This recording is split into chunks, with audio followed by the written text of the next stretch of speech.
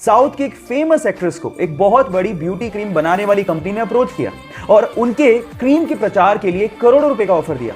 लेकिन उस साउथ की फेमस एक्ट्रेस ने यह कहते हुए मना कर दिया कि इंसान की असली खूबसूरती उसका असली चेहरा होता है, जिस रंग के साथ वो पैदा हुआ है। ये क्रीम लगाने से कोई सुंदर नहीं हो जाता। और इसके बाद उनकी जम के तारीफ की गई, और हो भी क्यों ना, क्योंकि चंद पैसों के लिए उन्होंने अपने फैंस के साथ धोखा नहीं किया। गाइस, उस साउथ की फेमस एक्ट्रेस का नाम है साई पल्लवी।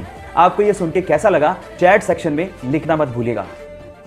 वो बचपन से एक फेमस कार रेसर बनना चाहता था, लेकिन एक दिन आज से ठीक 10 साल पहले उसका एक रोड एक्सीडेंट हो गया। उसकी जान तो बच गई, लेकिन उसने उस एक्सीडेंट में अपने दोनों हाथ खो दिए। लेकिन फिर भी उस बंदे ने अपने पैशन को नहीं छोड़ा और उसने सोचा कि वो अपने पैरों से कार को चलाना सीखेगा। उसने अपनी कार को मॉडिफाई किया और अपने पैरों से कार को चलाने की घंटों और दिनों तक प्रैक्टिस करता रहा, और एक दिन वो उसमें कामयाब हो गया। और उसके बाद उसने पोलैंड के कार रेसिंग कंपटीशन में पार्टिसिपेट किया और उस रेस को जीत के उसने सबको हैरान कर दिया। उस बंदे का नाम है बार्टोस ओस्टालेविस्की। गाइस, उसके कभी ना हार मानने के जज्बे को मैं सलाम करता हूं। इस दुनिया में ऐसे बहुत सारे लोग हैं जिनके साथ दिन में कुछ बुरा हो जाए या फिर उनका मूड ऑफ हो जाए तो वो पूरा दिन अपना खराब कर लेते हैं। और अगर आप भी उनमें से एक हैं और अगर आप सक्सेस पाना चाहते हैं तो मेरी ये बात ध्यान से सुनिएगा। सपोज कीजिए कि आपके पास 86,400 रुपए हैं और अगर उनमें से कोई 10 रुपए आपके चुरा ले तो क्या 86,390 रुपए आप लोग फेंक देंगे? नहीं ना।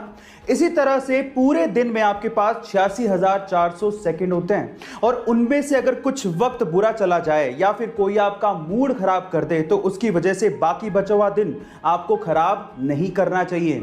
अगर आप लाइफ में सक्सेस पाना चाहते हैं तो इस मंत्र को ध्यान रखिएगा। गाइस, एंशिएंट टाइम में यानी पुराने जमाने में हमारे इंटेलेक्चुअल्स को लगता था कि मैथ्स में एक ऐसा कोई सिंबल होना चाहिए विच रिप्रेजेंट्स नथिंग, यानी नथिंग को रिप्रेजेंट करने के लिए भी तो कोई सिंबल होना चाहिए। सो इसी को ध्यान में रखते हुए 5th सेंचुरी में एक इंडियन मैथमेटिशियन आर्यभट्ट ने जीरो को इन्वेंट किया।